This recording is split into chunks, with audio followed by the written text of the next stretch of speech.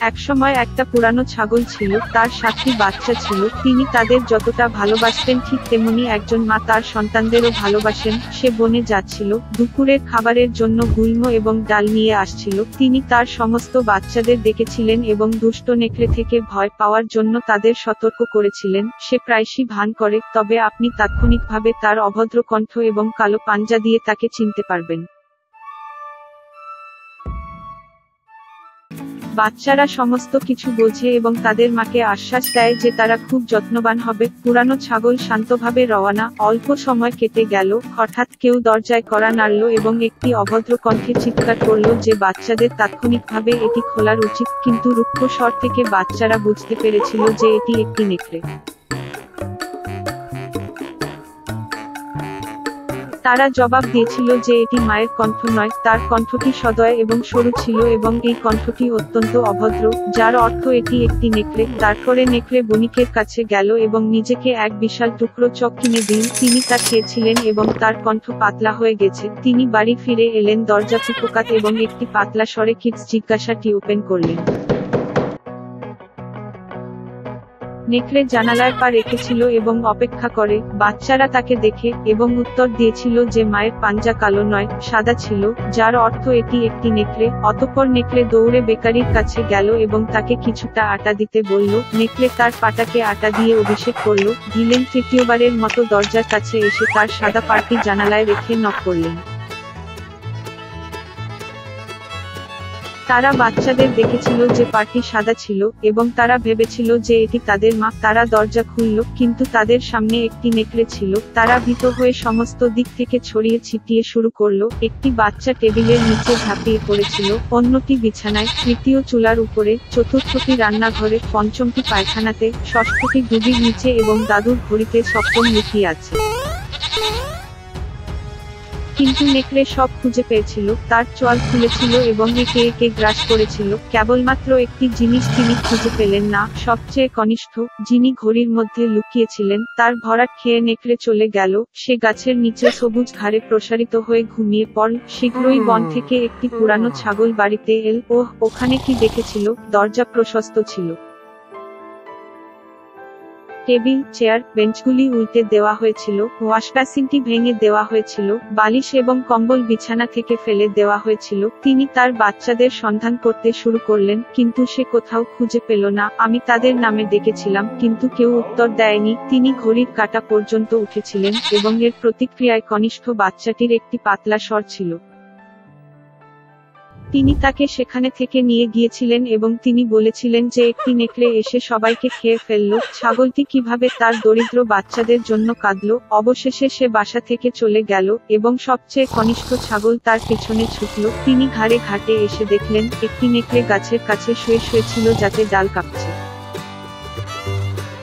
তিনি চারদিক থেকে তার দিকে তাকিয়ে দেখলেন যে তার খোলা পেটে কিছুটা চলছিল এবং ভেসে উঠছে। তিনি অনুমান করেছিলেন যে এগুলি তার সন্তান এবং তারা এখনো বেঁচে থাকতে পেরে খুব খুশি হয়েছিল। তিনি বাচ্চাটিকে যত তাড়াতাড়ি সম্ভব বাড়িতে চলে যেতে এবং কাঁচি, একটি সূচ এবং সুতো আনতে বললেন।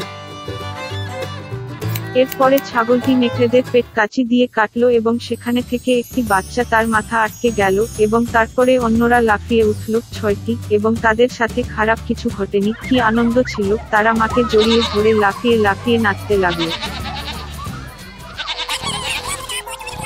তারপরে বৃদ্ধা ছাগলটি বলল যে ঘুমন্ত অবস্থায় নেকড়েটিকে পাঠ শেখানো ভালো লাগবে। তারা পাথর টানল এবং নেকড়েদের পেটে ভরিয়ে তুলল। একটি পুরানো ছাগল তার পেট সেলাই করেছে, কিন্তু সে কিছুই লক্ষ্য করেনি, এমনকি কখনো সরেনি। নেকড়ে ঘুমিয়ে গেল, তার পায়ে গেল এবং তার পেটে এমন তৃষ্ণা অনুভব করল যে সে কূপ থেকে জল খাওয়ার সিদ্ধান্ত নিয়েছে।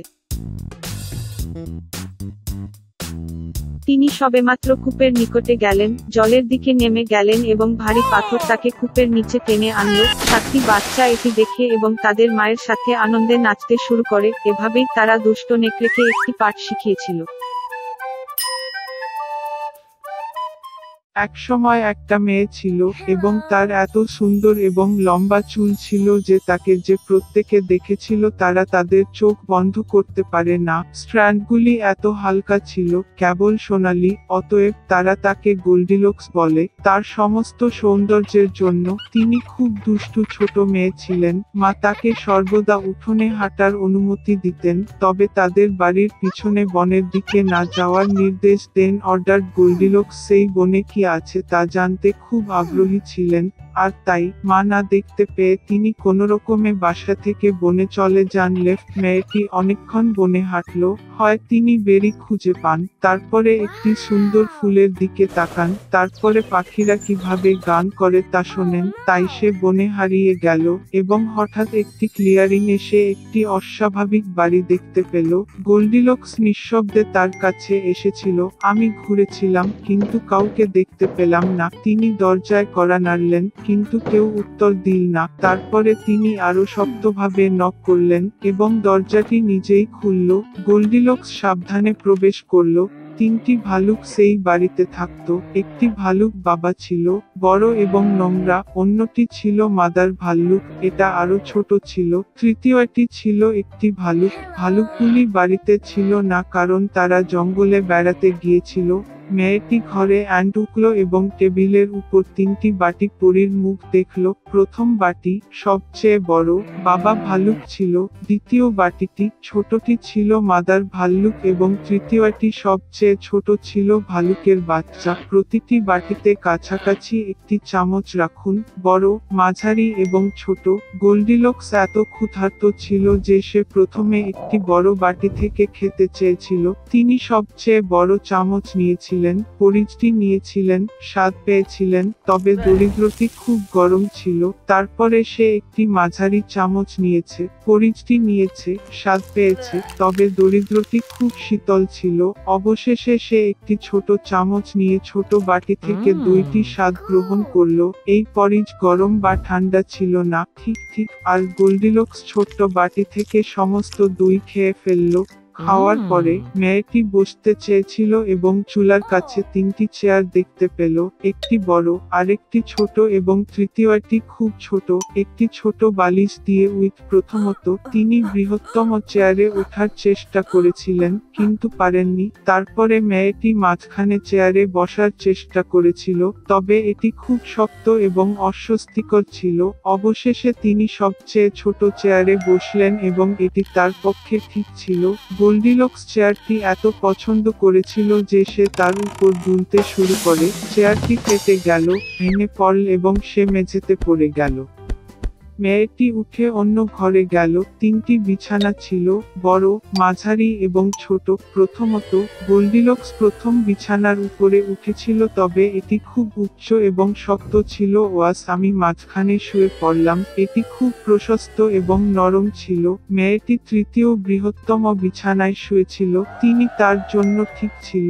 গোল্ডিলক্স এত আরামদায়ক এবং আরামদায়ক বোধ করেছিলেন যে তিনি দ্রুত ঘুমিয়ে পড়লেন। ভালুক পরিবার ঘরে ফিরে মেয়েটি দ্রুত ঘুমিয়েছিল। ভালুক খুব খিদে পেয়েছিল এবং সঙ্গে সঙ্গে টেবিলে চলে গেল। তার বাটিটি দেখে পাপা ভালুক সত্যিই রেগে গেলেন, কেউ আমার পরিয়া খাচ্ছিল, সে বড় হয়েছে। ভালুক মাও তার বাটিতে ঢুকলেন এবং কম জোরে গজিয়ে উঠলেন, আমার বাটি থেকেও কেউ খাচ্ছিল। এবং ভালুক শাবক তার খালি বাটিটি দেখে উচ্চস্বরে চিৎকার করে বলেছিল, কেউ আমার বাটি থেকে খায়নি, সে আমার সমস্ত পরিয়া খেয়েছে। ভাল্লুকের গন্ধে কিছু ভুল ছিল। টেবিলটি রেখেছিলেন এবং চারদিকে তাকাতে শুরু করলেন। বাবা ভালুক খেয়াল করলেন যে কেউ তার চেয়ারটি সরিয়ে নিয়ে গেছে এবং ভয়াবহ কণ্ঠে বেড়ে উঠেছে, কেউ আমার চেয়ারে বসেছিল। মা ভালুক তার চেয়ারের দিকে তাকিয়ে অভিযোগ করলেন, কেউ আমার চেয়ারে বসেছিল এবং এটিকে সেখানে থেকে সরিয়ে নিয়েছে। এবং তারপরে ভালুক তার ভাঙা চেয়ারের দিকে তাকালো এবং আবার জোরে চেঁচিয়ে উঠল, কেউ আমার চেয়ারে বসেনি, তবে ভেঙেছে। তিনটি ভাল্লুক সাবধানে শোবার ঘরে কেউ আমার বিছানায় শুয়ে পড়ে গুড়িয়ে দিয়েছিল। ভীষণ কণ্ঠে বাবা ভালুক গর্জে উঠল এবং কেউ আমার বিছানায় শুয়ে পড়ে তা গুঁড়িয়ে দিয়েছিল। মা ভাল্লুককে ফুটিয়ে তুলেছিল। টেডি বিয়ার তার বিছানার দিকে তাকিয়ে আবার কেঁদে উঠল, কেউ আমার বিছানায় শুয়ে আছে। এবং তারপরে তিনি মেয়েটিকে দেখেন এবং একটি পাতলা কণ্ঠে স্কুয়েলে বলেছিলেন, এবং এখনো তার মধ্যে ঘুমাচ্ছে। বাবা এবং মা ভাল্লুক বিছানায় গিয়ে দেখলেন একটি ছোট মেয়ে সেখানে ঘুমিয়ে আছে। গোল্ডিলক্স ভালুকের বাচ্চাটির কান্না থেকে জেগে উঠল এবং খুব ভয় পেয়ে গেল।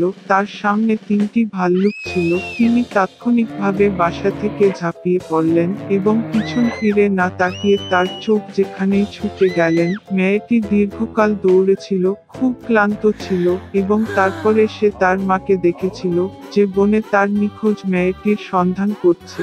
তারপর থেকে গোল্ডিলক্স সর্বদা তার মায়ের কথা শুনেছিল এবং তার অনুমতি ব্যতীত কিছুই করেনি। তিনি খুব বাধ্য, দয়ালু এবং ভালো মেয়ে হয়েছিলেন।